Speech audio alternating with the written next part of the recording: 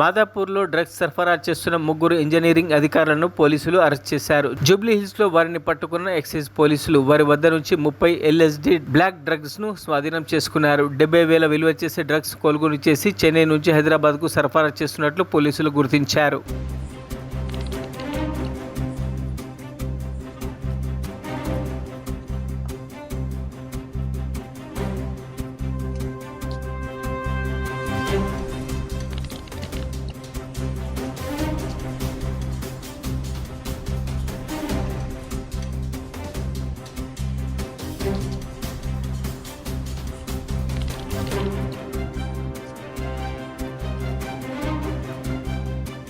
మరిన్ని అప్డేట్స్ కోసం మా ఛానల్ని సబ్స్క్రైబ్ చేయండి.